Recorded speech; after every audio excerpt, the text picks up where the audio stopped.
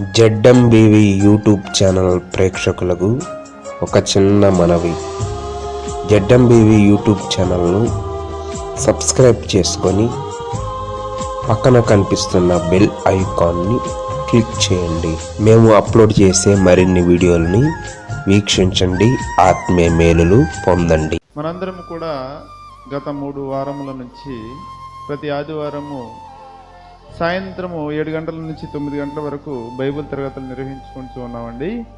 ఇప్పటి వరకు మనందరం కూడా 5 పాఠములను పూర్తి చేసుకొని విజయవంతంగా దేవుని కృప వలన, దేవుని యొక్క సహాయం వలన 5 పాఠములు మనందరం కూడా విజయవంతంగా పూర్తి చేసుకొని 6వ పాఠంలోనికి ప్రవేశించబోచుండగా, మనందరము కూడా మన దేవుడైన యెహోవా నామమును బట్టి దేవుని సహాయం కోరుతూ యేసుక్రీస్తు పేరట యెహోవాకు ప్రార్థించుకుందామండి. కళ్ళు మూసుకొని మనందరం కూడా ప్రార్థన చేసుకుందాం. ప్రియులారా, మహోన్నతుడైన మహాగణుడైన పరలోకమందున్న మా కన్న తండ్రి, నీ బంగారు పాదములకు వందనాలు, శృతులు సూత్రములు చెల్లిస్తున్నావు నాయనా.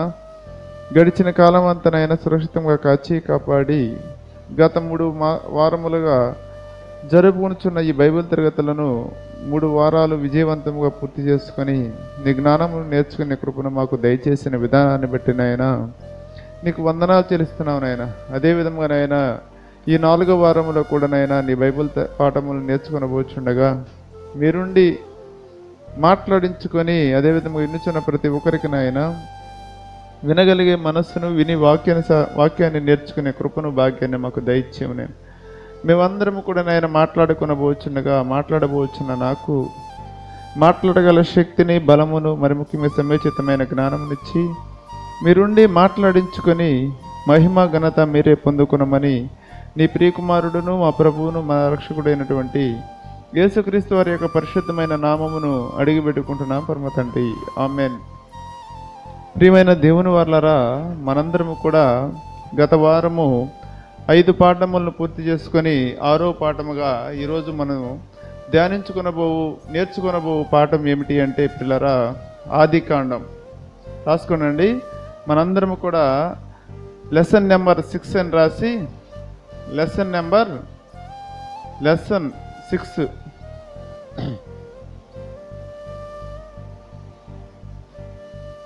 లెసన్ 6 లేకపోతే పాఠం నెంబర్ 6 ఆదికాండము.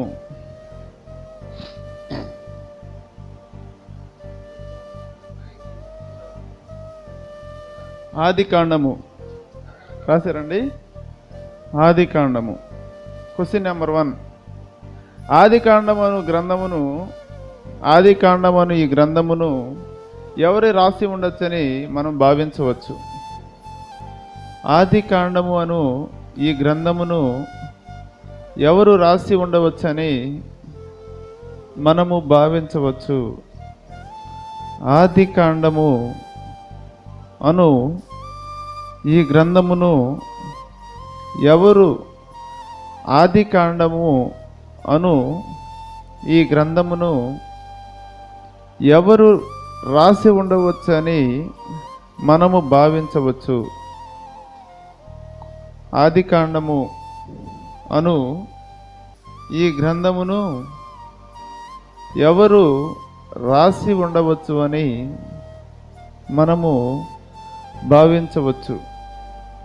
ఆదికాండము అను ఈ గ్రంథమును ఎవరు రాసి ఉండవచ్చని మనము భావించవచ్చు. రాశారండి అందరూ? ఆదికాండము అను ఈ గ్రంథమును ఎవరు రాసి ఉండవచ్చని మనం భావించవచ్చు. నిదానంగానే మాట్లాడుకుందామండి. ఆదికాండము అను ఈ గ్రంథమును ఎవరు రాసి ఉండవచ్చని మనము భావించవచ్చు.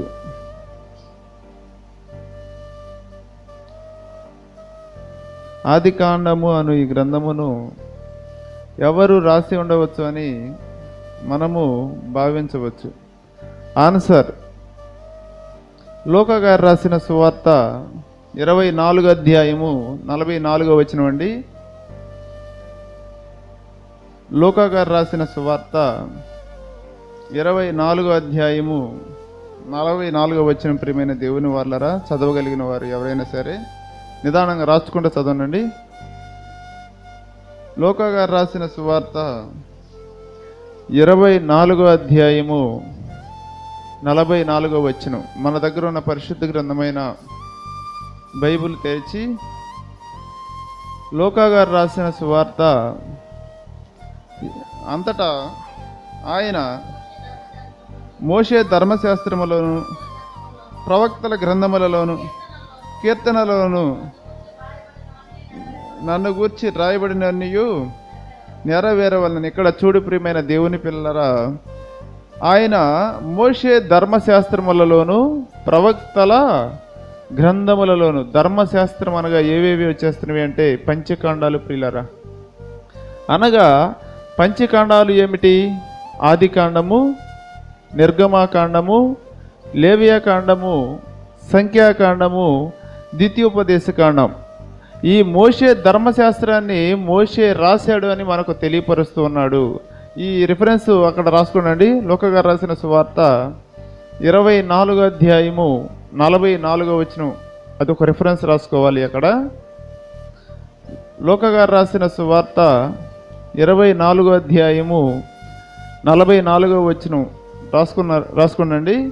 ఇంకొక రిఫరెన్సు యోహాను గారు రాసిన సువార్త 7వ అధ్యాయము, యోహాను గారు రాసిన సువార్త 7వ అధ్యాయము 17వ వచనం దగ్గర 19వ వచనం దగ్గర నుంచి 23వ వచనం వరకు అండి. యోహాను గారు రాసిన సువార్త 7వ అధ్యాయము 19వ వచనం దగ్గర నుంచి 23వ వచనం దగ్గరకు ప్రియమైన దేవుని వాళ్ళరా రాసుకోండి. రాసుకుని తర్వాత చదవగలిగిన వారు చదవండి. యోహాను గారు రాసిన సువార్త 7వ అధ్యాయము 19వ వచనం దగ్గర నుంచి 23వ వచనం వరకు. యోహాను గారు రాసిన సువార్త మోషే మీకు ధర్మశాస్త్రం ఇయ్యలేదా? అయినను మీలో ఎవడును ఈ ధర్మశాస్త్రమును గైకొనడు. మీరెందుకు నన్ను చంపజూచుచున్నారని వారితో చెప్పాను. అందుకు జనసమూహము, నీవు దయ్యము పట్టిన వాడవు, ఎవడు నిన్ను చంపజూచుచున్నాడని అడగగా, యేసు వారిని చూచి, నేను ఒక కార్యము చేసి తిని, అందుకు మీరందరూ ఆశ్చర్యపడుచున్నారు. మోషే మీకు సున్నతి సంస్కారము నియమించెను. ఈ సంస్కారము మోషే వలన కలిగినది కాదు, పితరుల వలనే కలిగినది. అయినను విశ్రాంతి దినమున మీరు మనుషునికి సున్నతి చేయుచున్నారు. మోషే ధర్మశాస్త్రము మేరకున్నట్లు ఒక మనుషుడు విశ్రాంతి దినమున సున్నతి పొందును కదా. చూడు పిల్లరా, ఇక్కడ సున్నతి పొందాలని చెబుతూ ఏమి చెబుతూ ఉన్నాడంటే పిల్లరా, మోషే ధర్మశాస్త్రాన్ని ఇచ్చాడు. ఆ ధర్మశాస్త్రములో ఏమున్నవి? పంచకాండాలు ఉన్నవి. ఆ పంచకాండాలని ఎవరు రాశారు ప్రియమైన దేవుని పిల్లలరా? మోషే గారు రాశారు. కాబట్టి ఈ లేఖనాల అనుసారంగా మనం ఇక్కడ ఆన్సర్లో రాయవలసింది ఏమిటంటే పిల్లరా, ఈ 2 రిఫరెన్సులు రాసుకొని కింద ఏమి చేయాలి అంటే ఆదికాండమును ఈ గ్రంథమును మోషే గారు రచించారు. ఆదికాండము అనే ఈ గ్రంథాన్ని మోషే గారు రచించారు. ఆదికాండము అనే ఈ గ్రంథాన్ని మోషే గారు రచించారు. ఆదికాండము అనే ఈ గ్రంథాన్ని మోషే గారు రచించారు. ఆదికాండము అనే ఈ గ్రంథాన్ని మోషే గారు రచించారు.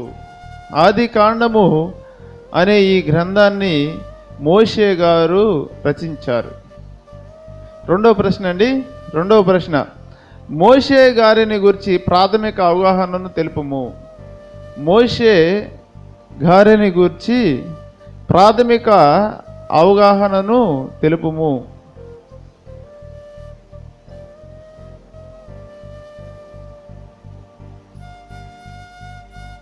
యోహాను సువార్త 7వ అధ్యాయము 19వ వచనం దగ్గర నుంచి 23వ వచనం వరకు అండి. యోహాను సువార్త, ప్రశాంత్ రాసావా? రెండో ప్రశ్న, మోషే గారిని గురించి ప్రాథమిక అవగాహనను తెలుపుము. మోషే గారిని గురించి ప్రాథమిక అవగాహనను తెలుపుము. ఆన్సర్ చూడు పిల్లరా, ఇక్కడ మనం అసలు వాక్యమును ఎలాగ నేర్చుకుంటుంది దేనికంటే మనందరము కూడా వేరొకరికి వాక్యాన్ని బోధించడానికి. ఈ మోషే గారి ప్రాథమిక అవగాహనలో మనం ఏ విధముగా వాక్యము బోధించాలో కూడా వివరణ వచ్చేస్తుంది. ప్రియమైన దేవుని పిల్లలారా, మనం అసలు వాక్యాన్ని ఏ విధముగా బోధించాలో కూడా మనకు వివరణ వచ్చేస్తున్నది. చూడు, మోషే గారి జీవితాన్ని 3 భాగాలుగా చేస్తున్నాం పిల్లలారా. మోషే గారి యొక్క చరిత్రని 3 భాగాలుగా చేయగలిగినట్లయితే, మోషే చూడు ఒక మనిషి కాబట్టి మనిషి జీవితంలో ఏముంటాయండి? జననం, జీవితం, మరణం. జననం అనగా పుట్టింది, జీవితం అనగా అతడు వయసులో చేసినవన్నీ కూడా, జీవితంలో చేసినవన్నీ కూడా జీవితం పిల్లరా. మరణం అనగా తను మరణించేటప్పుడు. అయితే ప్రియమైన దేవుని పిల్లలరా, వాక్యమును ఎవరైనా సరే బోధించేటప్పుడు చూడు, ఇక్కడ మోషే గారిని గురించే మనం మాట్లాడుతున్నాం. మోషే యొక్క ఎప్పుడు పుట్టాడు అని జననం మనకు తెలియపరచాలి. తర్వాత చూడు, జీవితంలో అతడు చేసిన మంచిని తెలియపరచాలి, చెడును తెలియపరచాలి. రెండింటిని జీవితములో చెడు మంచి 2 కూడా ఉంటాయి ప్రియమైన దేవుని పిల్లలారా. అది ఏమంటారంటే దాన్ని విభాగం అంటాం. అదే విధముగా ముగింపులో అతని మరణాన్ని తెలియపరచాలి. అతడు చూడు, మంచి పని చేయటం వలన ఎలాగ ఉన్నాడు? దేవునికి, మోషే గారు దేవుని ఇల్లంతటిలో నమ్మకస్తుడుగా ఉన్నాడు. చూడు, చెడు చేసి ఏమైపోయాడు? మెరీబా జలముల దగ్గర కనానుకు వెళ్లకుండా ఆగిపోవడానికి మెరీబా జలముల దగ్గర అతడు ఏం చేశాడు? దేవుని పరిశుద్ధతను చూపించకుండా అతని పరిశుద్ధతను అతను చూపించుకున్నాడు. అది వాక్యము. ప్రతి ఒక్కరు కూడా చూడు నేర్చుకుంటున్న మీరందరూ కూడా వాక్యము బోధించాలి అనుకుంటున్నారు. ఎవరికైనా సరే ఏదైనా సరే వాక్యము తెలియపరిచేటప్పుడు ముందు ఆ వాక్యాన్ని పరిచయం చేయాలి. ఏ సందర్భాన్ని చెబుతున్నా ఆ సందర్భాన్ని గురించి పరిచయం చేయాలి. తర్వాత అతను దానిలో ఉన్న భావాన్ని మొత్తాన్ని భావములో చూపించాలి. ముగింపులోకి వచ్చేసరికి చెడు చేయడం వల్ల దేవునికి ఇష్టడుగా మారాడు, మంచి చేయడం వల్ల దేవునికి అయిష్టుడిగా మారాడు. మీరు ఇష్టలుగా ఉండాలి అంటే ఎలాగ ఉండాలి? దేవుని వాక్యానుసారంగా నడుచుకునే వారిగా ఉండాలి. దేవునికి కానీ వాక్యానుసారంగా నడుచుకోకపోతే అయిష్టులుగా మారిపోతారు. మనం అలాగ ఉండకూడదు. అదే ముగింపు ప్రియులారా. ఆ విధముగా మన అందరం కూడా వాక్యాన్ని నేర్చుకుని వాక్యాన్ని ఒక క్రమబద్ధతలో చెబుతున్నప్పుడు వినే వ్యక్తి కూర్చుంటాడు, ఆసక్తిగా వింటాడు. గంట కాదు 2 గంటలు చెప్పినా నిలబడి వింటాడే కానీ విసుగుదల రాదు ప్రియులారా. అంటే ఒక క్రమ పద్ధతిలో వాక్యం వెళ్ళాలి. అలాగ వెళ్ళలేని పక్షంలో మనం 10 నిమిషాలు వాక్యం చెప్పినా వినే వ్యక్తికి విసుగుదల వచ్చేస్తుంది. చూడు, ఒకవేళ ప్రారంభము అనగా పరిచయం చేయకుండా ముగింపు మాటల్లో చూడు అతడు అసహ్యం అయిపోయాడు, ఇష్టడైపోయాడు అని చెబితే ఎవరి గురించి చెబుతున్నామో తెలియదు. అప్పుడు ఏంది ఇతడు ఇలాగంటున్నాడు, నా గురించి ఏమైనా అంటున్నాడా అన్న భావం కూడా వస్తూ ఉన్నది. అదే కాకుండా ఒక వ్యక్తిని పరిచయం చేసి ఆ వ్యక్తి గురించి చెబుతూ మనము సమాజాన్ని వివరిస్తూ ఉండాలి ప్రియమైన దేవుని పిల్లలారా. కాబట్టి ఇక్కడ చూడు, మోషే గారిని గురించి ప్రాథమిక అవగాహన తెలుపు అనే దాంట్లో ఒక ఆన్సర్ అని పెట్టేసి 1 జననం, 2 జీవితం, 3 మరణం. 1 జననం, 2 జీవితం, 3 మరణం ప్రియమైన దేవుని పిల్లలారా. అయితే హెడ్లైన్గా జననం అని పెట్టండి. హెడ్లైన్గా 1 జననం గురించి వివరణ ఇద్దాం. 1 జననం. నిర్గమాకాండము 6వ అధ్యాయము 20వ వచనం చదవండి. నిర్గమాకాండము 6వ అధ్యాయం 20వ వచనములో అతని తండ్రి పేరు, అతడు ఎలాగ పుట్టాడు అదంతా కూడా జననములో వచ్చేస్తున్నది. అంటే అతడు పుట్టినప్పుడు అది జననములో ఏమి రావాలి? అతడు తల్లిదండ్రుల పేరు రావాలి.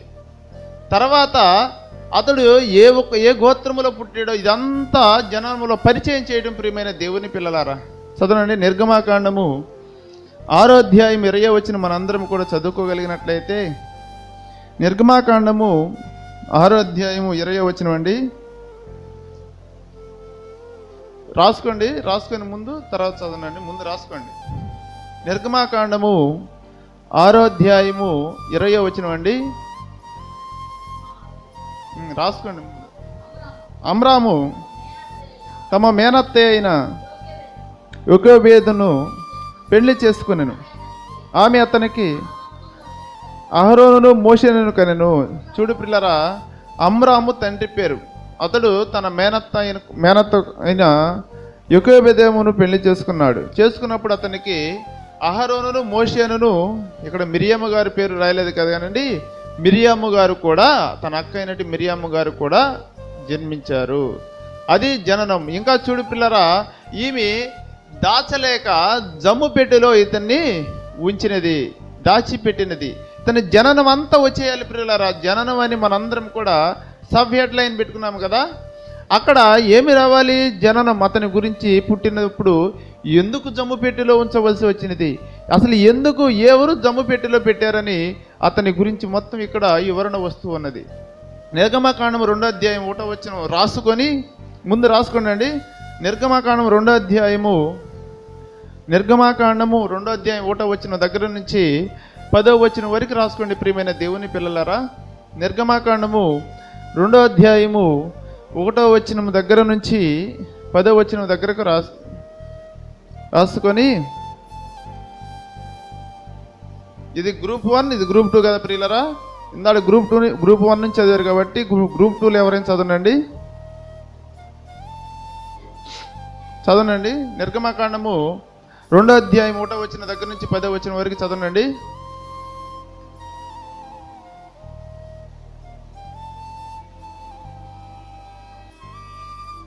నిర్గమాకాండము 2వ అధ్యాయము 1వ వచనం దగ్గర నుంచి 10వ వచనం వరకు చదవనండి. లేవి వంశస్థుడొకడు వెళ్ళి లేవి కుమార్తెని వివాహం చేసుకునేను. ఆ స్త్రీ గర్భవతి అయి కుమారుని కని వాడు సుందరుడై ఉండుట చూచి 3 నెలలు వాణ్ణి దాచెను. తరువాత ఆమె వానిని దాచలేక వాని కొరకు ఒక జమ్ము పెట్టి తీసుకొని దానికి జిగటి మన్నును కీలును పూసి అందులో ఆ పిల్లవాణిని పెట్టి ఏటి ఒడ్డున జమ్ములో దానిని ఉంచగా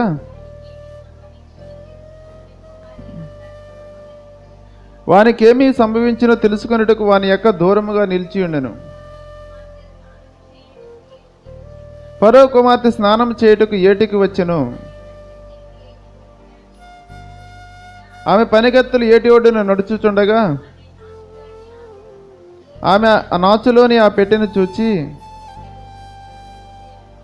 తన పనిగత్తును ఒకతను పంపి దాన్ని తెప్పించి తెరచి ఆ పిల్లవాడిని చూచినప్పుడు ఆ పిల్లవాడు ఏడ్చుచుండగా వాడిని చూచి వాని యందు కనికరించి ఈ నెబ్రీల పిల్లలలో ఒకడనేను. అప్పుడు వాని యొక్క ఫరో కుమార్తెతో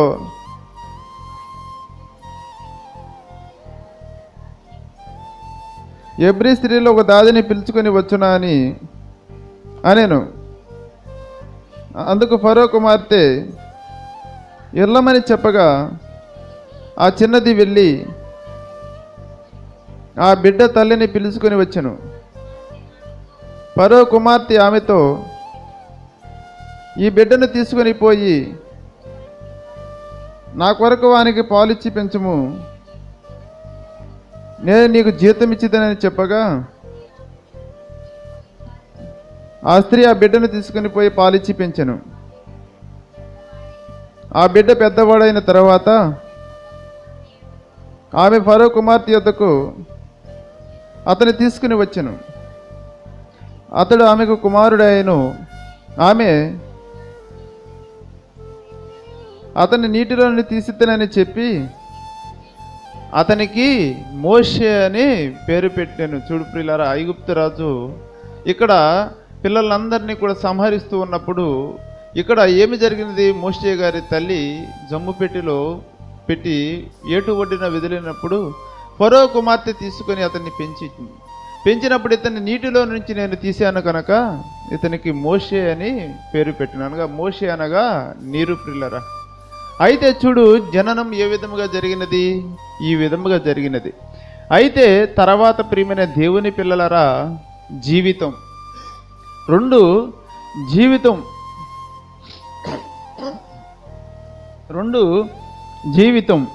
జీవితం అనగా అతడు పుట్టిన దగ్గర నుంచి మరణించే వరకు జీవించిన కాలాన్ని జీవితం అంటారు. అయితే మోషే గారు 120 సంవత్సరాలు బ్రతికాడు ప్రియులరా.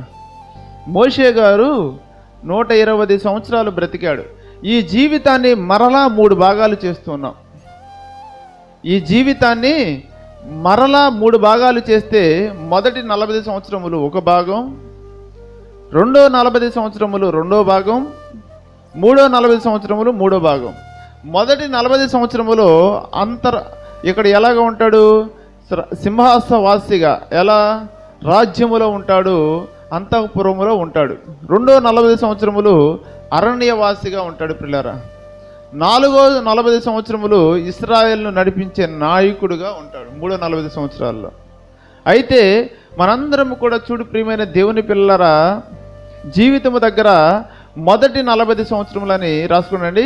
మొదటి 40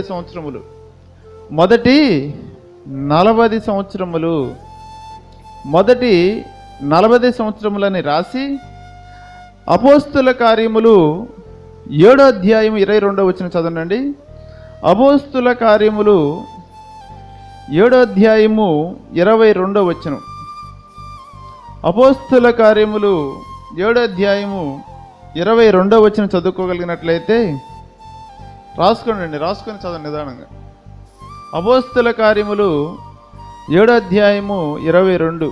గ్రూప్ 2 నుంచి చదవండి, తర్వాత గ్రూప్ 1 చదివారు కానీ.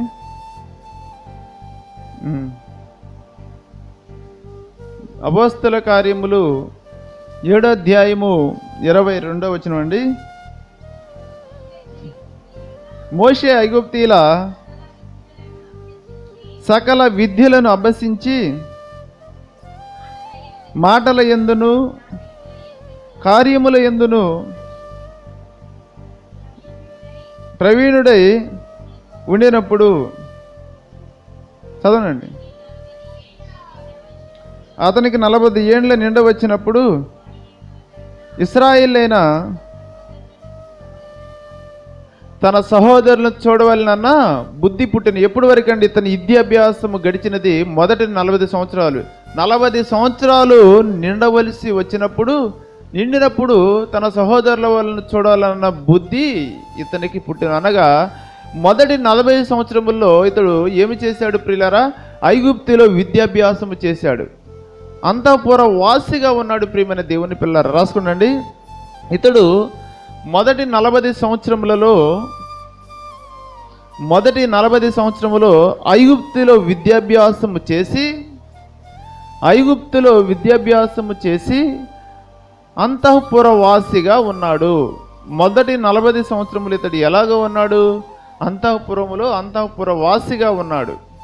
అయితే విద్యాభ్యాసం ఎందుకయ్యా అంటే దేవునికి ఇష్టం పిల్లారా. ఏ ఒక్కరైనా సరే దేవుని గురించిన విద్యను నేర్చుకోవటం ఇష్టం.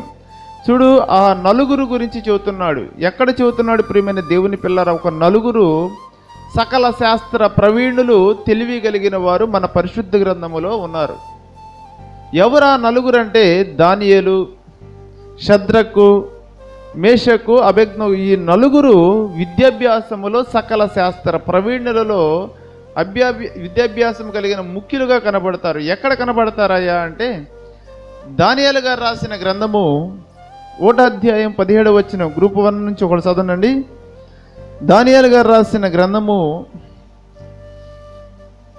1వ అధ్యాయము 17వ వచనం మనందరం కూడా చదువుకోగలిగినట్లయితే, దానియేలు గారు రాసిన గ్రంథము రాసుకోండి, ముందు రాసుకొని తర్వాత చదవండి. ఈ నలుగురు బాలుర సంగతి ఏమనగా, దేవుడు వారికి సకల శాస్త్ర ప్రవీణతను వివేచనయు అనుగ్రహించను. మరియు ఈ దానియేలు సకల విధములకు దర్శనములను స్వప్న భావములను తెలివిగలవాడయుండును. నెబుకద్నెజరు తమ సమూహమునకు చూడు ప్రియులారా 17 ఏం చెప్తున్నారంటే, ఈ నలుగురు బాలుర సంగతి ఏమనగా దేవుడు వారికి జ్ఞానమును సకల శాస్త్ర ప్రవీణతయు వివేచనయు అనుగ్రహించును. మరియు దానియేలు సకల విధములకు దర్శనములను స్వప్నం భావములను గ్రహించు తెలివి గలవాడై ఉండెను. ఇక్కడ ఈ గ్రంథములో కనపడే నలుగురు ఎవరయ్యా అంటే ప్రముఖుడు దానియేలు అయితే తర్వాత ఇంకా తెలివి కలిగిన వారు ఎవరు కనపడతారంటే దేవుని యందు విశ్వాసం ఉంచి అగ్నికి వెళ్ళి తిరిగి వచ్చిన ముగ్గురు కనపడతారు ప్రియులారా. ఎవరు? షద్రక్, మేషక్, అబేద్నెగోలు. అంటే చూడు, మొదటి 40 సంవత్సరములలో మోషే గారు ఎలాగ ఉన్నాడు? ఐగుప్తులో విద్యాభ్యాసము నేర్చుకొని ఉన్నాడు. మనం జీవితాన్ని 3 భాగాలు చేశాం. మోషే గారి చరిత్రని 3 భాగాలు చేశాం. మొదటిది ఏమిటి అంటే జననం, జీవితం, మరణం. అయితే జననం గురించి మనం తెలుసుకొని ఉన్నాము. మరలా జీవితాన్ని మరలా 3 భాగాలుగా మనం విభజించుకొని, అతడు బ్రతికింది 120 సంవత్సరాలు అయితే ఆ 120 సంవత్సరాలను 3 40లు 120. మొదటి 40 సంవత్సరములు తిడి ఎలాగ ఉన్నాడు అంటే ప్రియమైన దేవుని పిల్లలరా, ఒక అంతఃపుర వాసిగా ఐగుప్తులో విద్యాభ్యాసము నేర్చుకున్న వ్యక్తిగా కనబడుతూ ఉన్నాడు. రెండవ 40 సంవత్సరములు ఎలాగ ఉన్నాడు అంటే అరణ్య వాసిగా కనబడతాడు ప్రియులరా. ఎక్కడ?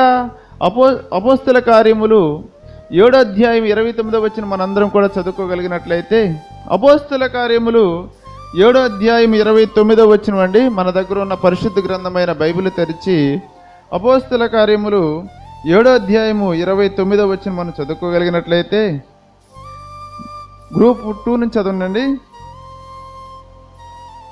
అపోస్తల కార్యములు 7వ అధ్యాయము 29వ వచనం మనందరం కూడా మన దగ్గర ఉన్న పరిశుద్ధ గ్రంథమైన బైబిల్ తెరిచి చదువుకోనగలిగినట్లయితే ప్రియులారా, మోషే ఆ మాట విని పారిపోయి మిద్యాను దేశములో పరదేశి అయ్యుండి అక్కడ 2 కుమారులను కనెను. చూడు ప్రియమైన దేవుని పిల్లరా, మోషే గారు తర్వాత మిద్యాను అరణ్యమునకు వెళ్ళిపోయాడు. అనగా మోషే గారి యొక్క 240 సంవత్సరములు అరణ్య వాసిగా కనపడుతూ ఉంటాడు. అక్కడ చూడు, మోషే గారు మిద్యాను అరణ్యమునకు వెళ్ళిపోయినప్పుడు ఇశ్రాయేలు ప్రజలు దేవునికి మొరపెడతారు ప్రియులారా. దేవునికి మొరపెట్టినప్పుడు వారి మొర దేవుని యొద్దకు చేరి, యిత్రోను తన మామ మందను మేపుచూ ఉంటాడు. ఎవరు? మోషే గారు. మోషే గారు తన మామ మందను మేపుచూ ఉన్నప్పుడు దేవుడు పిలిచి, అయా నీవు ఇశ్రాయేలు ప్రజలను ఐగుప్తు బానిసత్వం నుంచి విడుదల కలిగించమని పొద కాలిపోతూ ఉంటే ఆ పొద నడుములో నుంచి దేవుడు మోషే గారికి కనపడతాడు పిల్లరా. కనపడినప్పుడు తను ఏ విధముగా ఇశ్రాయేలు ప్రజల బానిసత్వం నుంచి విడిపించడానికి అరణ్య వాసిగా మారిపోతాడు. అయితే చూడు ప్రియమైన దేవుని పిల్లలరా, ఇక్కడ అరణ్య వాసిగా వెళ్ళినప్పుడు మోషే గారి భార్య పేరు ఏమిటో తెలియాలి మనకు. మోషే గారి యొక్క భార్య పేరు ఏమి అని తెలియాలి అంటే నిర్గమాకాండము 18వ అధ్యాయం 2వ వచనం తెలుసుకోగలిగినట్లయితే మోషే గారి భార్య పేరు సిఫోరా. మోషే గారి యొక్క భార్య పేరు సిఫోరా పిల్లలు అక్కడ రాసి ఉండిద్ది.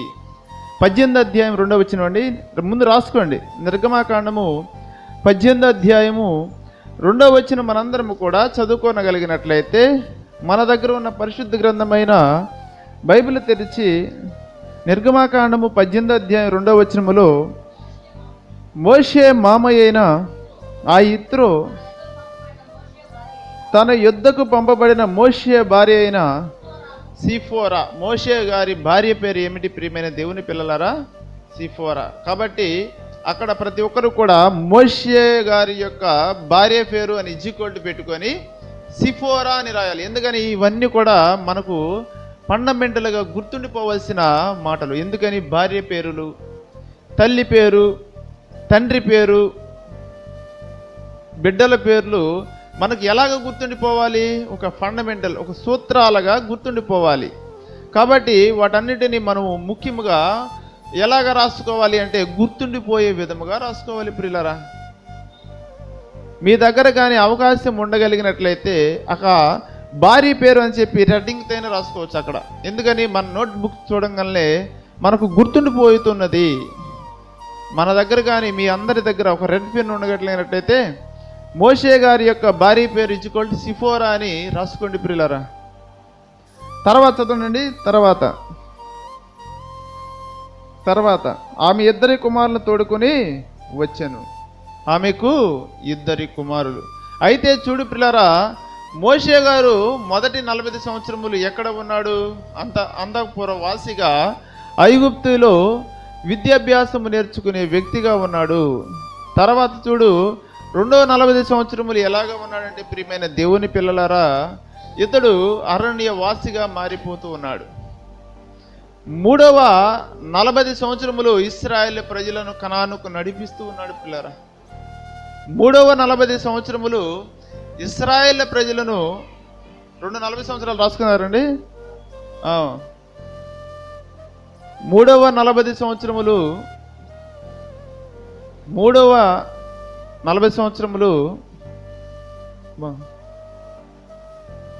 40 సంవత్సరములు చిన్నగా రాయండి, కాదు మనకు క్లుప్తంగానే చదువు. మూడవ 40 సంవత్సరములు రాసుకున్నారా? హెడ్లైన్ పెట్టండి, రెఫరెన్స్ రాసుకోండి. అపోస్తుల కార్యములు 7వ అధ్యాయము 30వ వచనమండి. అపోస్తుల కార్యములు 7వ అధ్యాయము 30వ వచనమండి. అపోస్తుల కార్యములు గ్రూప్ 2 నుంచి ఎవరైనా సరే చదవండి. అపోస్తుల కార్యములు 7వ అధ్యాయము 30వ వచనం చదవండి. అపోస్తుల కార్యములు 7వ అధ్యాయము అపోస్తుల కార్యములు 7వ అధ్యాయము 30వ వచనం మనసున్న వారు ఎవరైనా చదవండి. 40 ఏండ్లైన పిమ్మట సినాయి పర్వత అరణ్యమందు అతనికి కనబడెను. మోషే చూచి ఆ దర్శనమునకు ఆశ్చర్యపడి దాన్ని నిదానించి చూచుటకు దగ్గరకు రాగా, నేను నీ పితరుల దేవుడను, అబ్రహాము, ఇస్సాకు, యాకోబుల దేవుడును అని ప్రభు వాక్కు వినపడిన కనుక మోషే వణికి నిదానించి చూచుటకు తెగింపలేదు. అందుకు ప్రభువు, నీ చెప్పులు విడువుము, నీవు నిలిచి ఉన్న చోటు పరిశుద్ధ భూమి. ఐగుప్తులో ఉన్న నా ప్రజల దురవస్థను నిదానించి చూచి తిని 6 మూలుగులు వింటిని, వారిని విడిపించుటకు దిగివచ్చి ఉన్నాను. రమ్ము,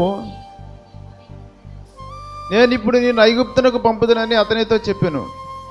అధికారిని గాను తీర్పరని గాను నిన్ను నియమించిన వాడు ఎవడని వారు నిరాకరించిన ఈ మోషేను అతనికి పొదలో కనబడిన దేవదూత ద్వారా దేవుడు అధికారిని గాను విమోచన గాను నియమించి పంపిన. చూడు ప్రియులారా, మొదటి 40 సంవత్సరములు ఐగుప్తు బానిసత్వములు అంతఃపురవాసిగా ఉంటే, తర్వాత ఐగుప్తిని చంపి ఇసుకలో చూడు పాతిపెట్టి ఎక్కడికి వెళ్ళిపోయాడు? అడవికి వెళ్ళిపోయాడు. అరణ్య వాసిగా ఉన్నాడు 2వ 40 సంవత్సరములు.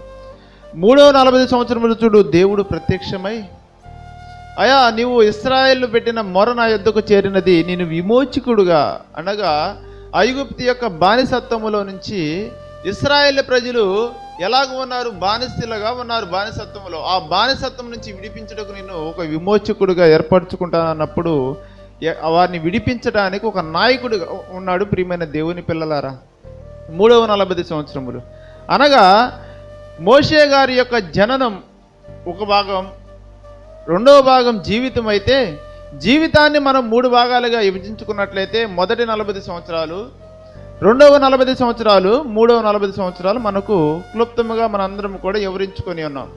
ఇందులో 3వ భాగం ఏమిటి? మరణం. ఆయన మరణం ఎక్కడ జరిగిందో మనకు తెలియాలి ప్రియమైన దేవుని పిల్లలారా. ఆయన మరణం 3వది అయితే, ద్వితీయోపదేశ కాండము 34వ అధ్యాయము 1వ వచనం దగ్గర నుంచి 8వ వచనం వరకు మనందరం కూడా చదువుకోగలిగినట్లయితే, ద్వితీయోపదేశ కాండము 34వ అధ్యాయము 1వ వచనం దగ్గర నుంచి 8వ వచనం వరకు మనం చదువుకోగలిగినట్లయితే అతని మరణం గురించిన పూర్తి వివరణ మనకు వచ్చేస్తుంది ప్రియమైన దేవుని పిల్లలారా. అయితే చదవగలిగిన వారు ఎవరైనా సరే, రాసుకున్న తర్వాత చదవనండి, చదవగలిగిన వారు ఎవరైనా సరే తమ బైబిల్ తెరిచి ద్వితీయోపదేశ కాండము 34వ అధ్యాయము 1వ వచనం దగ్గర నుంచి 10వ వచనం వరకు రాసుకోండి. అక్కడ మోషే గారు జీవించిన జీవిత కాలము 120 సంవత్సరములని కూడా రాయబడి ఉన్నది. ఏ వచనములో చదవనండి. మోషే మోయాబు మైదానము నుండి పిస్కా కొండ వరకు పోయి నెబో శిఖరమునకు ఎక్కెను. అప్పుడు యెహోవా దాను వరకు గిలాదు దేశమంతయు, నప్తాలి దేశమంతయు, ఎఫ్రాయిము మనుష్యుల దేశమును, పశ్చిమ సముద్రము వరకు యూదా దేశమంతయు, దక్షిణ దేశమును, సోయర వరకు ఈత చెట్లు గల ఎరుకో లోయ చుట్టూ మైదానమును అతనికి చూపించెను. మరియు యెహోవా అతనితో ఇట్లనెను, నీ సంతానమును నీకిచ్చిదనని అబ్రహాము, ఇసాకు, యాకోబులకు నేను ప్రమాణము చేసిన దేశము ఇదే. కన్నులారా నిన్ను దాన్ని చూడనిచ్చితిని, కానీ నీవు నది దాటి అక్కడికి వెళ్ళకూడదు. యెహోవా సేవకుడైన మోషే మాట చొప్పున మోయాబు దేశములో మృతి పొందెను. బెత్షెబయరు ఎదుట మోయాబు దేశములో ఉన్న లోయలో అతడు పాతి పెట్టబడెను. అతని సమాధి ఎక్కడ ఉన్నదో నేటి వరకు ఎవరికి తెలియదు. మోషే చనిపోయినప్పుడు 120 సంవత్సరముల ఈడు గలవారు. మోయాబు దేశంలో మోషే గారు చనిపోయాడు పిల్లరా. అయితే మోషే గారు చేసింది విమోచకుడుగా ఉన్నాడు. అయితే పిల్లరా, దేవుడు అతని మీద తప్పు ఒకటి మోపి కనానుకు వెళ్లకుండా చేయవలసిన పరిస్థితి వచ్చినది. ఎక్కడయ్యా అంటే సంఖ్యాకాండము 20వ అధ్యాయం 10వ వచనం చదవండి. సంఖ్యాకాండము 20వ అధ్యాయము 10వ వచనములో, సంఖ్యాకాండము రాసుకోండి, ముందు రాసుకోండి, నిదానంగా రాసుకొని, సంఖ్యాకాండము 20వ అధ్యాయం 10వ వచనంలో మెరీబా జలముల దగ్గర ఏం చేస్తాడు అంటే పిల్లారా, దేవుడికి పరిశుద్ధత కలగకుండా తన గురించి తాను చెప్పుకునే మాట తూలుతాడు. మనము కూడా చూడు, వాక్యము చెప్పేటప్పుడు మనల్ని మనం గణపరుచుకుంటే దేవుడు మనలో నుంచి వాక్యాన్ని తీసివేస్తాడు పిల్లారా. దేవుడు లేకపోతే నేను మాట్లాడలేను. దేవుని మహిమపరుస్తూ ప్రతి మాటను కానీ మాట్లాడగలిగితే మనలో దేవుడు వాక్యాన్ని అభివృద్ధి పరుస్తాడు. అట్లా కాకుండా నేనే మాట్లాడుతున్నా, నేనే గొప్పవాడిని అనుకోకూడదు. ఎందుకని అంటే పిల్లారా, మాట్లాడుతున్న వ్యక్తి ప్రధానం కాదు, వాక్యం ప్రధానం అని నేను ఎప్పుడూ చెబుతూ ఉంటాను, ఇప్పుడు కూడా చెబుతున్నాను పిల్లారా. మాట్లాడే వ్యక్తి చిన్నవాడు అయినా సరే, ఎవరైనా సరే మాట్లాడుతుంది దేవుని వాక్యం కనుక దేవుని వాక్యాన్ని శ్రద్ధగా వినాలి. అదొకటి. మనందరం కూడా చూడు, వాక్యం మాట్లాడాలని ఆస్తి వాక్యాన్ని నేర్చుకుంటున్నాం కనుక వాక్యం మాట్లాడుతూ ఉన్నప్పుడు నేనే మాట్లాడుతున్నాను, నేనే గొప్పవాడిని అనుకోవడానికి లేదు. ఎందుకని అంటే ఒక చిన్న ఉదాహరణ చెబుతాను పిల్లారా. పూర్వకాల దినాలలో ఏమి చేసేవారు? ఉత్తరాలు రాసేవారు. ఆ ఉత్తరాలు రాను రాను ఏమి చేయని సెల్ ఫోన్ ద్వారా మాట్లాడే విధానం వచ్చినది. మొదట ఆ సెల్ ఫోన్లు ఎలాగ వచ్చినాయి? మాట్లాడటానికి ఉండే విధంగా చిన్న ఫోన్లు వచ్చినాయి. తర్వాత వచ్చే ఫోన్లు చూడు ఎలాగ వచ్చినాయి ప్రియులరా, కెమెరాలు తీసుకొని, ఫోటోలు తీసుకొని, అనేకమైన యాప్లు ఉండే సెల్ ఫోన్లు వచ్చినాయి. అనగా చూడు, మనం గొప్పవారు అనుకోవడానికి ఏ ఒక్క వ్యక్తి అనుకోవడానికి లేదు. ఏ చిన్న వ్యక్తి అయినా సరే మాట్లాడుతూ ఉన్నాడు అంటే దేవుని గురించి ఏ ఒక్కరైనా సరే తగ్గించుకొని మాట్లాడితే దేవుని వాక్యం ప్రబలుతుంది పిల్లరా.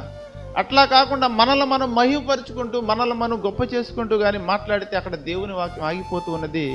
మనం మాట్లాడాలన్న దేవుని వాక్యం పొరలదు ప్రియమైన దేవుని పిల్లరా. అందుకే మనందరం కూడా ఎలాగ ఉండాలి అంటే దేవుని మహిమపరిచే విధముగా ఉండాలి, మనల్ని మహిమపరుచుకోకుండా ఉండాలి. ఎవరైనా సరే దేవుని వాక్యం మాట్లాడేటప్పుడు లేకపోతే దేవుని మాటలు ఇంకొకరికి చెప్పేటప్పుడు దేవుణ్ణి అక్కడ హైలైట్ అనగా దేవుని ఘనతనే కోరాలి, దేవునికే మహిమ వచ్చే విధంగా మాట్లాడాలి, దేవునికే గొప్పవాడు అనాలి.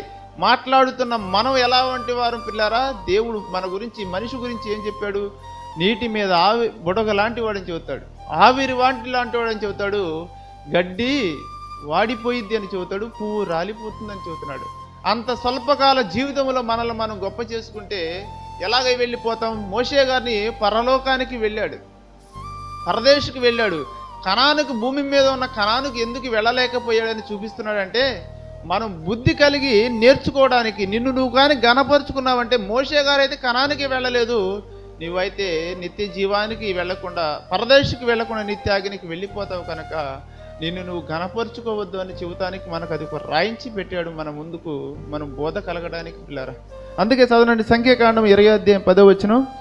సంఖ్యాకాండము 20వ అధ్యాయం 10వ వచనం మనందరం కూడా చదువుకోగలిగినట్లయితే చక్కగా చదవనండి. తర్వాత చదవగలిగిన వారు ఎవరైనా సరే, తర్వాత మోషే అహరోనులు ఆ బండ ఎదుట సమాజమును పోగు చేసినప్పుడు అతడు వారితో, ద్రోహులారా వినుడి, మేము ఈ బండలో నుండి మీ కొరకు, చూడు ఇక్కడ మాట్లాడుతున్న మాట చూడు పిల్లరా, దేవుడయ్యా బండను కొట్టు నీళ్లు వస్తవి అంటే మేము ఈ బండ నుంచి నీళ్లు రప్పిస్తున్నామంటే చూడు పిల్లరా ఎలాగ మారిపోయినదండి. తన్ను తాను ఘనపరుచుకునే స్థితిలోనికి వెళ్ళిపోయాడు. ఒక వ్యక్తికి చూడు పిల్లరా, మనం ప్రార్థన చేసినప్పుడు స్వస్థత కలుగుతున్నది, వ్యాధి నివారణ జరిగినప్పుడు నేను ప్రార్థన చేస్తే నీకు స్వస్థత కలిగినది, నేను ప్రార్థన చేస్తే నీ రోగం నయమైనది, నేను ప్రార్థన చేస్తే నీకు వ్యాధికి నివారణ వచ్చిందని చెబితే అది ఏమైపోతూ ఉన్నది? తన్ను తాను ఘనపరుచుకోవడం అవుతుంది. అది కాకుండా దేవుని నామమున ప్రార్థన చేస్తే నీకు ఎలాగ ఉన్నదండి? నీకు వ్యాధికి నివారణ కలిగినది. దేవుని నామమున ప్రార్థన చేస్తే నీ పాపాలు పోతున్నవి అని చెబితే దేవుని మహింపరిచినట్లు. చూడు, అందుకే వీరు చేసిన తప్పు కూడా ఏమిటి అంటే పిల్లరా, ద్రోహులారా ఈ బండలో నుండి మీ కొరకు నీళ్లు రప్పింపాలన్నా మేము అంటున్నాడు కానీ దేవుడి మాట వచ్చిందా పిల్లరా? అందువల్ల మెరీబా జలముల యొద్ద మోషే గారు తప్పు చేసి ద్రోహుడుగా మారిపోయారు. మనము కూడా చూడు పిల్లరా, మన జీవిత కాలములో దేవునికి అంత ఇష్టముగా నడుచుకుంటూ ఒక దానిలో అనగా మనల్ని మనం గణపరుచుకుంటూ ఉన్నప్పుడు నేను లేకపోతే ఈ సేవ జరగదేమో, నేను లేకపోతే ఇక్కడ పాటలు పాడేవారు లేరేమో, నేను లేకపోతే ఇక్కడ ప్రార్థన చేసేవారు లేరేమో, నేను లేకపోతే ఇక్కడ వాక్యం చదివేవారు లేరు అనుకుంటే మనము లేకపోతే దేవుడు మనకంటే 100 రెట్లు తెలియగల వారిని తీసుకుని నిలబెట్టి మాట్లాడించుకుంటాడు పిల్లరా. మనం ఏమాత్రం పాడం ప్రియమైన దేవుని పిల్లలారా, వాడిపోయే గడ్డి లాంటి వారం.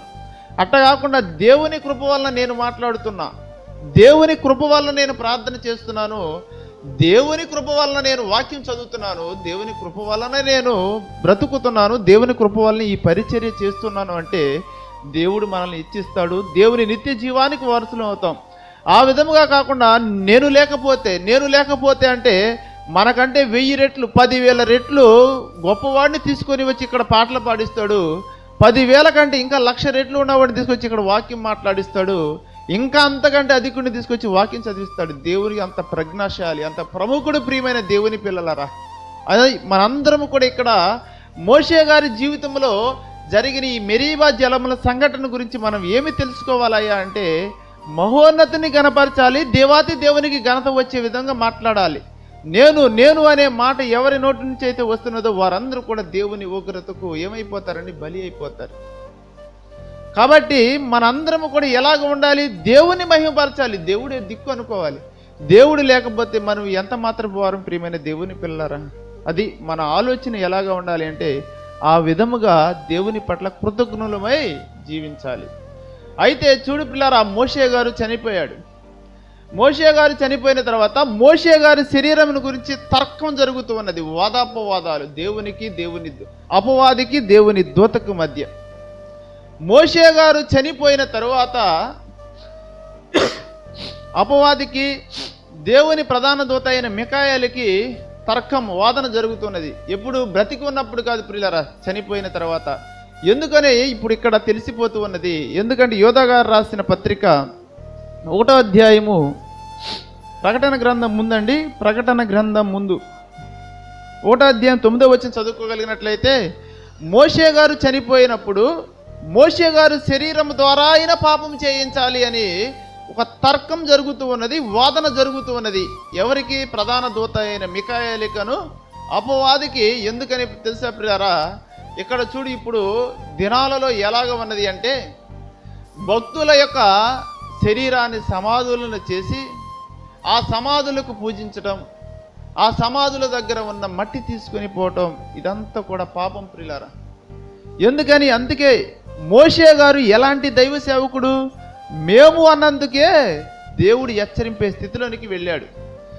ఏ విగ్రహమునైనను మీరు చేసుకోనకూడదు అని దేవుడు మనకు తెలియపరుస్తూ ఉంటే, వాక్యాన్ని ఆధారము చేసుకొని మనం జీవించాలి అని అంటే, ఇక్కడ ఉన్న ప్రజలు కానీ సమాజము కానీ ఎలాగ మారిపోతున్నది అంటే, ప్రవక్తలను సమాధి చేసి, చనిపోయిన తర్వాత శరీరంతో సమాధి చేసి దేవుణ్ణి ఆరాధించాల్సిన ప్రజలంతా కూడా ఒక సేవకుడిని, దైవ సేవకుడిని సమాధి చేసి ఆ సమాధిని విగ్రహంగా చేసుకొని ఆ విగ్రహాన్ని పూజించే స్థితిలోనికి వెళ్ళిపోతూ ఉన్నారు పిల్లారా.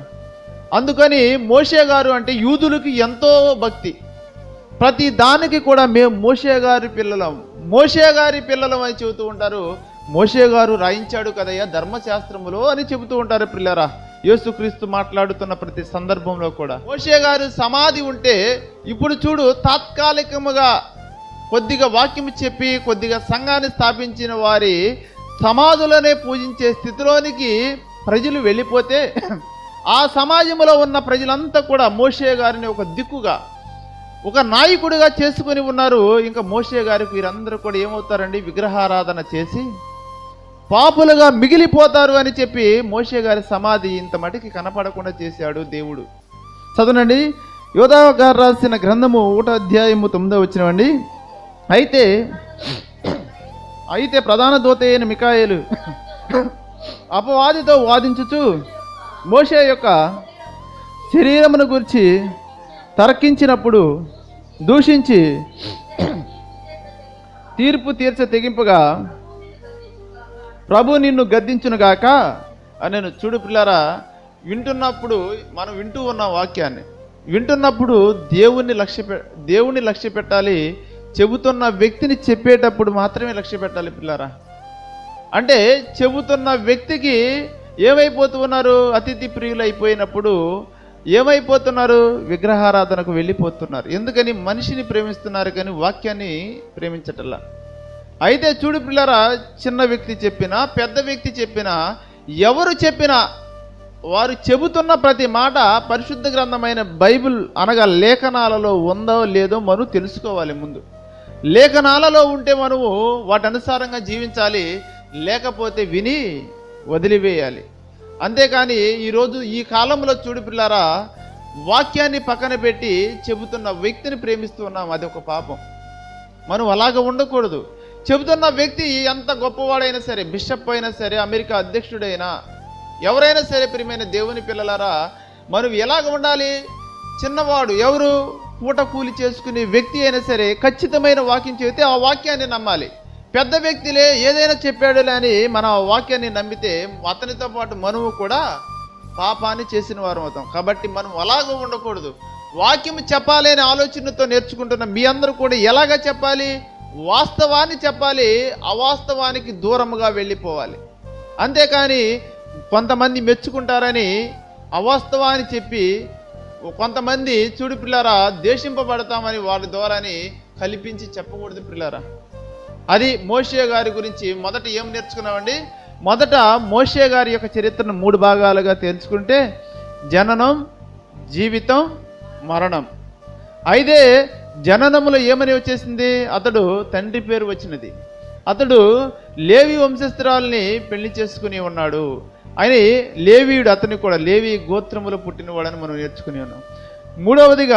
రెండవదిగా జీవితాన్ని 3 భాగాలు చేసుకునగలిగినట్లయితే మొదటి 40 సంవత్సరములు ఒక భాగం, రెండవ 40 సంవత్సరములు ఒక భాగము, మూడవ 40 సంవత్సరములు ఒక భాగం. మొదటి 40 సంవత్సరములు అతడు అంతఃపురవాసిగా ఐగుప్తులో విద్యాభ్యాసం నేర్చుకుని ఉన్నాడు. రెండవ 40 సంవత్సరములుగా అతడు అరణ్యానికి పారిపోయి అరణ్యవాసిగా ఉన్నాడు. అక్కడ అతనికి ఇత్రోను తన మామమందను మేపుకొనుచు ఇత్రో తన కుమార్తె అయిన సిఫోరానిచ్చి వివాహం చేసుకున్నాడు అని మనం నేర్చుకుని ఉన్నాం. మూడవ 40 సంవత్సరముల్లో అతడు దేవుడు అతనికి బాధ్యతలు అప్పచెప్పాడు. పిల్లరా, దేవుడు అతనికి బాధ్యతలు అప్పచెప్పాయా, ఇశ్రాయేలు పెట్టిన మొర నాకు వినపడినది, అతడు బానిసత్వం నుంచి నీవు ఒక విమోచకుడుగా వెళ్ళమంటాడు. పాత నిబంధనలో ఇశ్రాయేలు ప్రజలు విమోచకుడుగా దేవుడు పంపింది ఎవరినయ్యా అంటే మోషేని పంపాడు. పిల్లరా, అయితే ఇతడు అంతా పంపించి అతని జీవితంలో జరిగిన చెడు ఏమిటి అంటే దేవుడు నీళ్ళు ఇస్తున్నాడు అనబోయి మేమిస్తున్నావు నీళ్లు అన్నాడు. అక్కడ ద్రోహిగా మిగిలిపోయాడు. ద్రోహులారా అన్నాడు. అంటే మనము కూడా మన జీవితాల్లో దేవుని మహిమపరచవలసి వచ్చిన విషయంలో నేను పాటలు పాడే ఒక వ్యక్తి ఉన్నాడు. పిల్లరా, దేవుడు పాడిస్తున్నాడు నాకు చక్కని స్వరాన్ని ఇచ్చి అని కృతజ్ఞతలు దేవునికి తెలియపరచాలి. నేను చక్కగా పాడుతున్నానంటే మనకు ఉన్న స్వరాన్ని దేవుడు తీసివేస్తాడు. వాక్యం చదువుతున్న వ్యక్తి చూడు, నేను బాగా చదువుతున్నానా అనకూడదు. ఎలాగా ఉండాలి? దేవుని కృప వలన దేవుడిచ్చిన జ్ఞానం చొప్పున దేవుడు నన్ను అలా వాడుకుంటున్నాడు అనాలి. కానీ నేను బాగా చదువుతున్నానంటే ఉన్న జ్ఞానాన్ని శూన్యం చేస్తాడు దేవుడు. పిల్లరా, అది దేవుడు మనకు నేర్పుతున్న పాఠం. అయితే ఆయన మోయాబు దేశంలో మరణమయ్యాడు. 120 సంవత్సరములు బ్రతికాడు అనే మరణములో మనందరం కూడా తెలుసుకుని ఉన్నాం. అయితే ఆయన మరణం అయిన తర్వాత ఇక్కడ చూడు, ప్రధాన దూత అయిన మికాయేలుకిని అపవాదికిని ఆయన శరీరం గురించి తర్కము జరిగినది. అయితే దేవుడు తన శరీరాన్ని ఇవ్వడానికి ఇష్టపడాలి. ఎందుకని అప్పుడు యూదులు అందరూ కూడా, ఇశ్రాయేల్ ప్రజలు వీరందరూ కూడా మోషే అంటే ఒక అభిమానమును కలిగి ఉన్నారు. ఇతని శరీరాన్ని ఇచ్చివేస్తే ఇతన్ని ఆరాధించి శరీరానికి విగ్రహారాధన చేసి అందరూ కూడా పాపులుగా మిగిలిపోతారు అని దేవుని ఆలోచన, దేవుని ఉద్దేశం. పిల్లరా, అయితే చూడు, యోబు గారు బ్రతికున్నప్పుడే దేవుడు శ్రమ పెట్టాడు. ఇతను మోషే గారు శరీరం చనిపోయిన తర్వాత శరీరం గురించి తర్కన జరిగినది. అది రెండో ప్రశ్న. పిల్లరా, మొదటి ప్రశ్న ఏం చేసుకున్నామండి? ఆదికాండం అని ఈ గ్రంథమును ఎవరు రాసి ఉండొచ్చని మనం భావించవచ్చని చదువుకున్న దాంట్లో ఆ ఆదికాండము మోషే గారు రచించారని రాసుకున్నాం. దానికి రిఫరెన్స్లు ఏమి ఇచ్చామండి? లోక సువార్త 24:44, యోహాను సువార్త 7:19 నుంచి 23 వరకు. ఎవరైనా సరే రాసుకునే వారు ఉంటే మొదటి ప్రశ్నగా ఆదికాండం అని ఈ గ్రంథమును ఎవరు రాసి ఉండవచ్చని మనం భావించవచ్చని మొదటి ప్రశ్న అయితే, ఆ ప్రశ్నకి ఆన్సర్ ఏం రాసుకున్నాం? లోకా గారు రాసిన సువార్త 24:44. యోహాను గారు రాసిన సువార్త 7 19 దగ్గర నుంచి 23 వరకు, అనగా ఆదికాండం అనే ఈ గ్రంథమును మోషే గారు రచించారు. రెండవ ప్రశ్న ఏం రాసుకున్నామండి? మోషే గారిని గురించి ప్రాథమిక అవగాహనను తెలుపుము. ఇప్పుడు దాకా ధ్యానించుకున్నది అదే. పిల్లరా, మోషే గారిని గురించి ప్రాథమిక అవగాహనను తెలుపుము. మూడవ ప్రశ్న, ఆదికాండము పేరు ఈ గ్రంథమునకు ఏ కారణమును బట్టి వచ్చినది? ఆదికాండము అను పేరు ఈ గ్రంథమునకు ఏ కారణమును బట్టి వచ్చినది? ఆదికాండం అను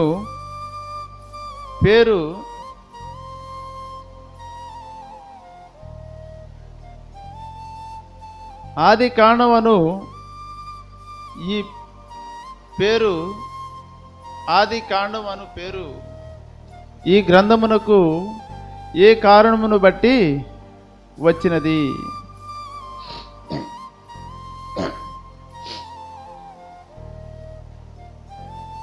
ఆదికాండం అను పేరు ఈ గ్రంథమునకు ఏ కారణమును బట్టి వచ్చినది?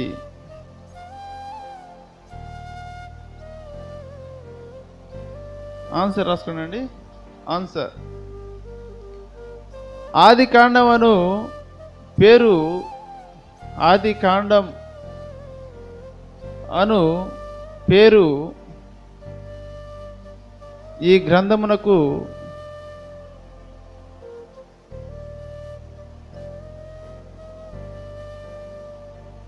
దీనిలోని ఆది అని పదము నుండి వచ్చినది. ఆది అను పదము నుండి వచ్చినది. ఆది కాండమను పేరు ఈ గ్రంథానికి ఆది అను పదము నుండి వచ్చినది. యూదులైతే ఈ ఆది కాండం అనే గ్రంథాన్ని యూదులైతే ఆది కాండం అనే ఈ గ్రంథాన్ని ప్రపంచ సృష్టి యొక్క పుస్తకము అని పిలుస్తారు. యూదులైతే ఆది కాండము అనే ఈ గ్రంథాన్ని ప్రపంచ సృష్టి పుస్తకము అని పిలుస్తారు.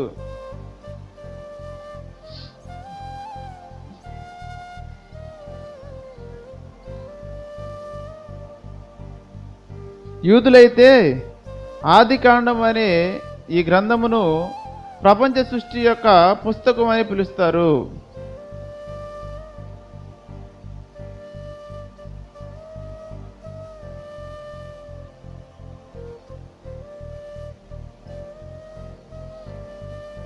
యూదులు ఆది కాండమును ప్రపంచము యొక్క సృష్టి పుస్తకం అని ఎందుకు పిలుస్తారు అంటే,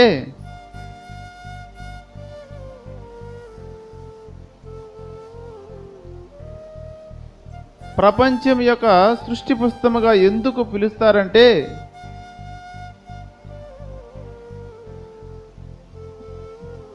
తాల్ముడ్ని ఆధారముగా చేసుకొని పిలుస్తారు. తాల్ముడ్ని ఆధారముగా చేసుకొని పిలుస్తారు.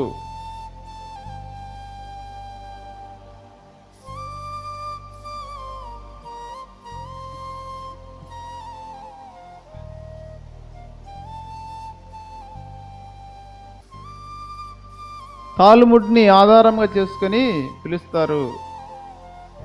తాల్ముడ్ అనగా తాలుముడ్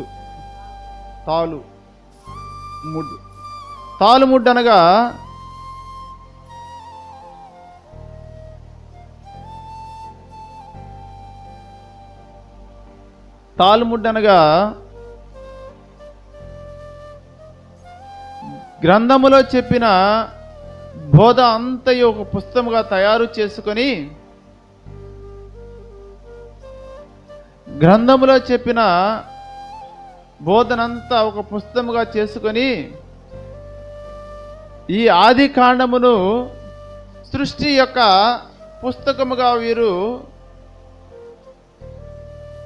సృష్టి యొక్క ప్రపంచ సృష్టి యొక్క పుస్తకముగా దీనికి ప్రాధాన్యత ఇస్తారు. దీనికి ప్రాధాన్యత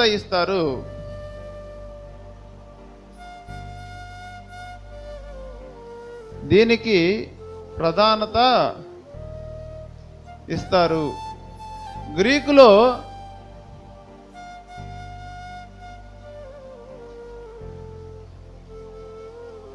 గ్రీకులో దీనిని జెనిస్ అని అంటారు.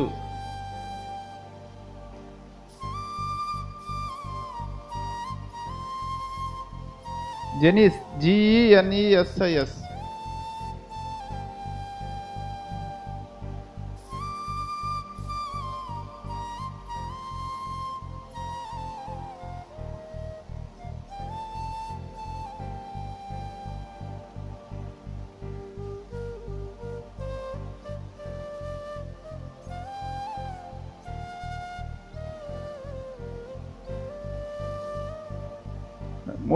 నాలుగో ప్రశ్న అండి. ఆది కాండం అనే ఈ పుస్తకము ఏ కాలంలో రాయబడిందని చెప్పవచ్చు? ఆది కాండము అని ఈ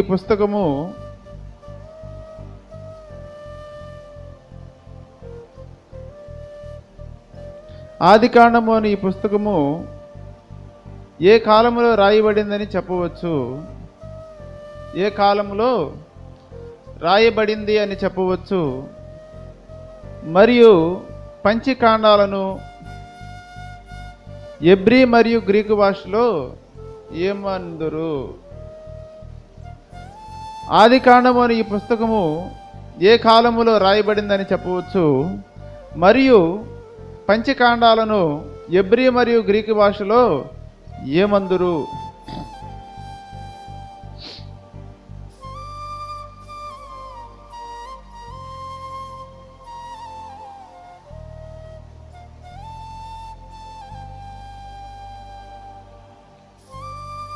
ఆన్సర్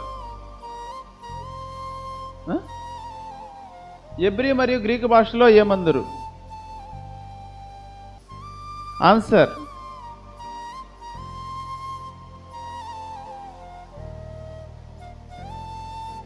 ఇస్రాయేలు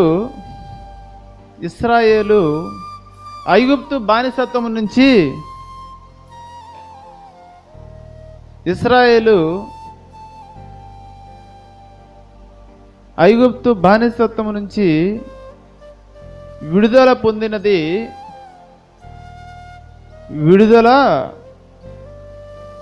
పొందినది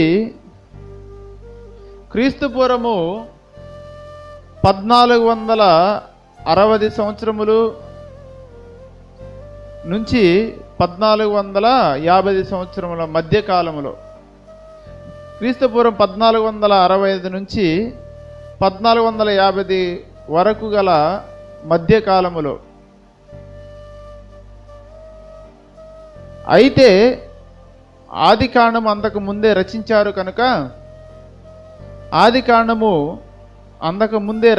కనుక ఆది కాండము రచించిన కాలము క్రీస్తుపురము 1400 నుంచి 1440 సంవత్సరములు కాలములో ఆది కాండము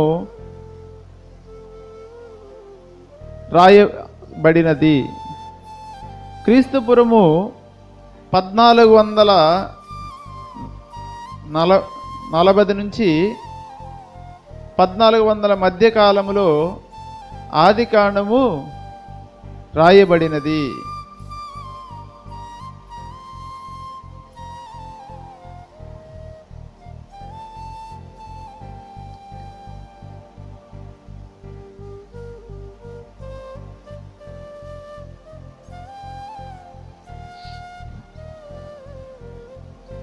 పంచకాండాలను ఎబ్రీ భాషలో తోడా అని అందురు. పంచకాండాలను ఎబ్రీ భాషలో తోడా అని అందురు. గ్రీకు భాషలో ఎల్జిక్ హెంటాటుక్.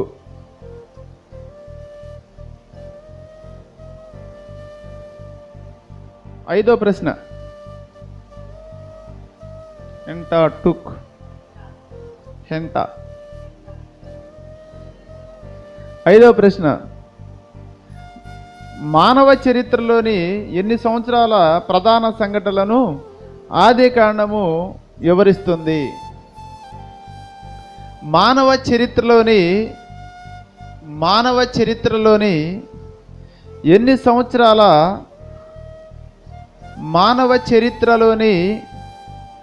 ఎన్ని సంవత్సరాల ప్రధాన సంఘటనలను ఆది కాండము వివరిస్తున్నది?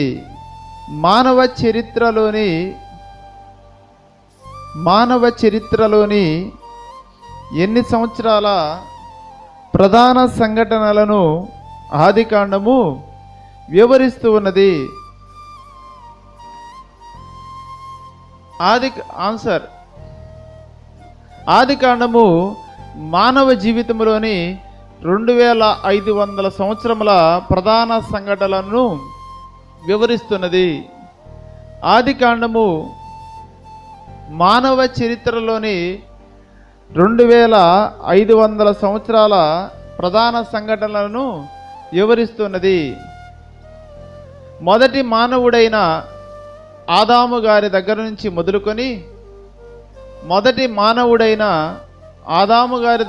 మొదలుకొని యోసేపు గారి వరకు వివరిస్తున్నది. చివరి అధ్యాయంలో యోసేపు గారి గురించి రాయబడి ఉండిద్దండి. ఆది కాండము మొదటి మానవుడు ఆదాము గురించి చదువుకోగలిగినట్లయితే ఆది కాండము 2వ అధ్యాయం 21వ వచనం చదువుకున్నామండి. ఆది కాండము 2వ అధ్యాయము రాసుకోండి, రిఫరెన్స్ కూడా.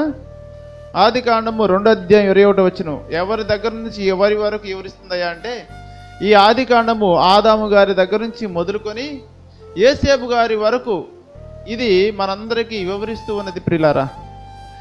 ఇది వేరు వారి గురించి ఎవరి గురించి వివరిస్తుందయా అంటే, క్రీస్తు రాకకు పాత నిబంధనలు ఎవరైతే కారకులై ఉంటారో వారి చరిత్రలను వివరించుకుంటూ వెళుతూ ఉన్నది ఈ పరిశుద్ధ గ్రంథమైన బైబిల్.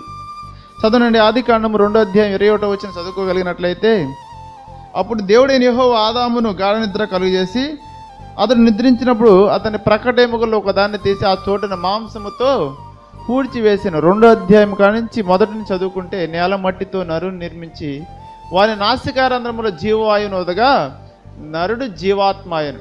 ఇక్కడ ఆదాము గారు మొదలుకుంటే చివరి అధ్యాయానికి వచ్చేయండి. ఆది కాండము చివరి అధ్యాయము చూడండి, 22వ వచనం కానీ చదువుకోగలిగినట్లయితే ఆది కాండము 50వ అధ్యాయము 22వ వచనం మనం చదువుకోగలిగినట్లయితే, యోసేపు అతని తండ్రి కుటుంబ వారును ఐగుప్తులో నివసించిరి. యోసేపు 110 సంవత్సరములు బ్రతికెను. చూడు పిల్లారా, యోసేపు గారి యొక్క జీవితం వరకు ఈ ఆది కాండము వివరిస్తూ ఉన్నది.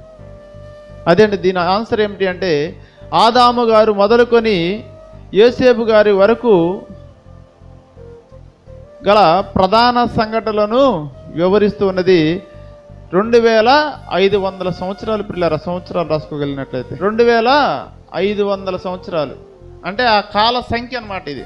6వ ప్రశ్న, ఆది కాండము యొక్క సంగ్రహ సారాంశమును వ్యాస రూపంలో రాయము. ఆది కాండము యొక్క సంగ్రహ సారాంశమును వ్యాస రూపంలో రాయము. ఈ 5 ప్రశ్నల ఆన్సర్లో ఒక చోట మనందరం కూడా కూర్చుకొని రాసుకోగలిగినట్లయితే ఈ 6వ ప్రశ్నకు గల సమాధానం ప్రియమైన దేవుని పిల్లలారా. ఇప్పుడు తర్వాత 7వ లెసన్లోకి వెళ్దామంటే వెళ్దాం, ఒక ప్రశ్న అయినా ధ్యానించుకుందామంటే ధ్యానించుకుందాం పిల్లారా. 9కి మనం ఆపేయాలి కాబట్టి అయితే వెళ్దాం, టైం ఉంది కాబట్టి. నిర్గమాకాండం అండి, లెసన్ నెంబర్ 7 నిర్గమాకాండం.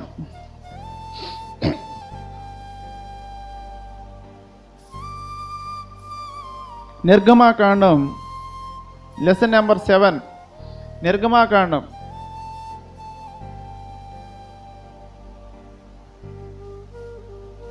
నిర్గమాకాండం మొదటి ప్రశ్న, నిర్గమాకాండం యొక్క రచయిత ఎవరని మనం నిర్ధారించవచ్చు? లేఖనముల ఆధారంగా వివరించము. లేఖనముల ఆధారముగా వివరించము. మొదటి ప్రశ్న, నిర్గమాకాండము యొక్క రచయిత ఎవరని మనము నిర్ధారించవచ్చు? లేఖనముల ఆధారముగా వివరించము. నిర్గమాకాండము యొక్క రచయిత ఎవరని మనము నిర్ధారించవచ్చు? లేఖనముల ఆధారముగా వివరించము. మనందరం కూడా ఆన్సర్ రాసుకోగలిగినట్లయితే ఇక్కడ చూడు ఏమి చక్కగా మనకు ఇచ్చాయంటే ప్రశ్నల పిల్లరా, నోటి మాటలతో కాదయ్యా బైబిల్ వాక్యాలతో వివరించమని చెప్పినట్టుగా మనకు ప్రశ్న ఇచ్చాడు. అంటే లేఖనాలు చూపిస్తూ వివరించాలి, అంటే ప్రతి దానికి వాక్యం చూపించాలి. దీనికి ఆన్సర్లో మొదట మనం ఇందాడ ఆది కాండంలో చెప్పిన 2 రిఫరెన్స్లు రాసుకోండి. ఏది? లోకగారు రాసిన సువార్త 24వ అధ్యాయం 44వ వచనము. లోకగారు రాసిన సువార్త 24వ అధ్యాయం 44వ వచనము. లోకగారు రాసిన సువార్త 24వ అధ్యాయం 44వ వచనము. ఇంకా యోహాను గారు రాసిన సువార్త ఏదండి? యోహాను గారు రాసిన సువార్త 7వ అధ్యాయం 19 నుంచి 23. ఇంకా నిర్గమాకాండం 17వ అధ్యాయం 14వ వచనము. నిర్గమాకాండము 17వ అధ్యాయము 14వ వచనం అండి.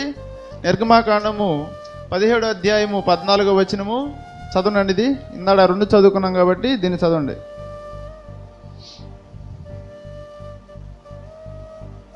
రాసుకోండి ముందు. నిర్గమాకాండము 17వ అధ్యాయము 14వ వచనం అండి. అప్పుడు యెహోవా మోషేతో ఇట్లనెను, నేను అమాలేకుల పేరు ఆకాశము కింద ఉండకుండా బొత్తిగా తుడిచివేయదును కనుక జ్ఞాపకార్థముగా గ్రంథములో దీన్ని రాసి యెహోషువకు వినిపించమనగా, చూడు పిల్లరా, జ్ఞాపకార్థముగా దీన్ని గ్రంథములో రాయము అని చెబుతున్నా. అంటే ఇది ఎవరు రాశారు పిల్లరా? మోషే గారు రాశారు. ఇంకా యోహాను గారు రాసిన సువార్త 5వ అధ్యాయం 45వ వచనంలో కూడా తెలియపరుస్తాడు పిల్లరా. యోహాను గారు రాసిన సువార్త 5వ అధ్యాయము 45వ వచనం అండి. యోహాను గారు రాసిన సువార్త 5వ అధ్యాయం రాసుకోండి ముందు. యోహాను గారు రాసిన సువార్త 5వ అధ్యాయము 45వ వచనం అండి. యోహాను గారు రాసిన సువార్త 5వ అధ్యాయము 45.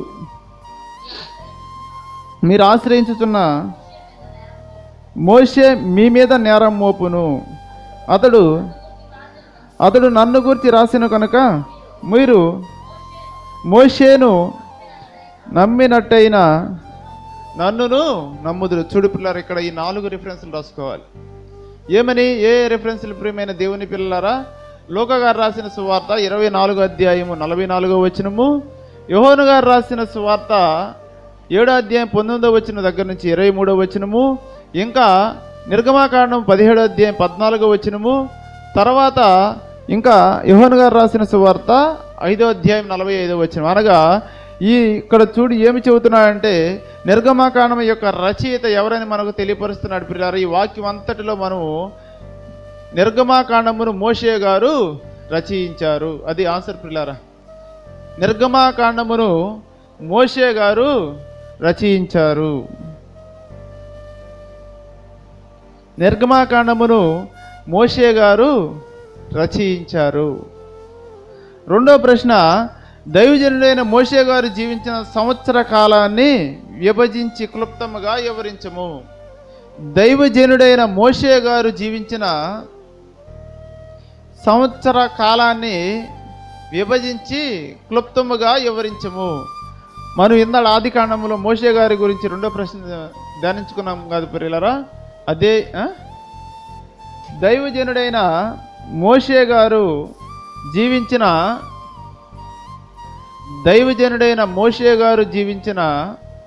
సంవత్సర కాలాన్ని విభజించి క్లుప్తముగా వివరించము. ఇందాడ ఆది కాండంలో మనం రెండో ప్రశ్న అదే అండి, మోషే గారి జననం, జీవితం, మరణం. అక్కడ ఆన్సరే ఇక్కడ రాయాలి ప్రియరా. అక్కడ ఆన్సరే ఇక్కడ మనందరం కూడా రాయాలి. మూడో ప్రశ్న, నిర్గమాకాండము యొక్క ముఖ్య ఉద్దేశం ఏమిటి? నిర్గమాకాండము యొక్క ముఖ్య ఉద్దేశం ఏమిటి? నిర్గమాకాండము యొక్క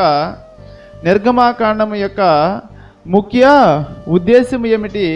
నిర్గమాకాండము యొక్క ముఖ్య ఉద్దేశం ఏమిటి? ప్రశ్న చూడు పిల్లారా. నిర్గమాకాండము యొక్క ముఖ్య ఉద్దేశం ఏమిటి?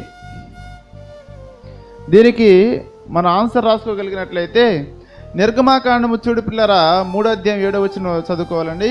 నిర్గమాకాండము 3వ అధ్యాయము 7వ వచనం అండి. నిర్గమాకాండము 3వ అధ్యాయం 7వ వచనం మనం చదువుకోగలిగినట్లయితే, నిర్గమాకాండము 3వ అధ్యాయము 7వ వచనం.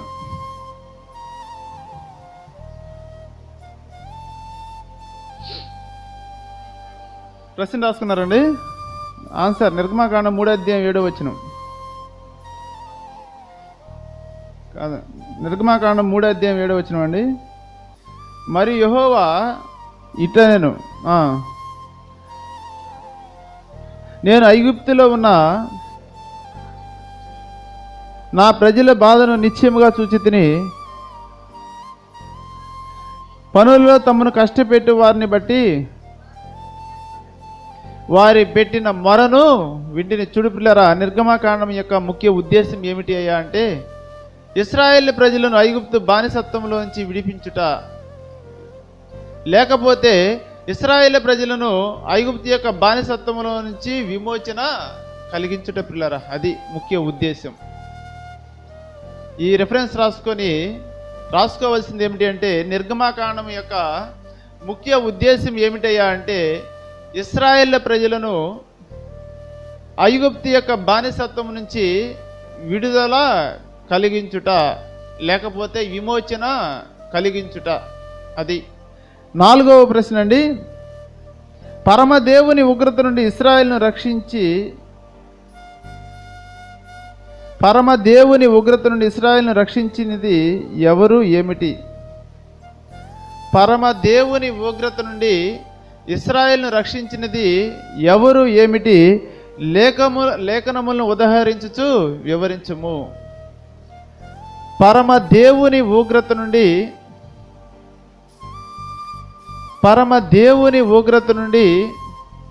ఇశ్రాయేలును రక్షించినది పరమదేవుని ఉగ్రత నుండి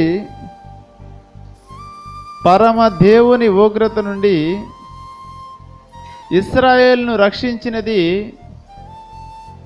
పరమదేవుని ఉగ్రత నుండి ఇశ్రాయేలును రక్షించినది ఎవరు, ఏమిటి?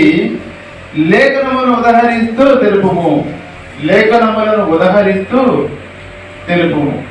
దీనికి మనందరం కూడా ఆన్సరాన్ని రాసి నిర్గమకాండము 12వ అధ్యాయం 13వ వచనము, నిర్గమకాండము 12వ అధ్యాయం 13వ వచనము, నిర్గమకాండము 12వ అధ్యాయం 13వ వచనము చదవనండి. ఎవరైనా రాసుకున్న వాళ్ళు నిర్గమకాండము 12వ అధ్యాయం 13వ వచనము,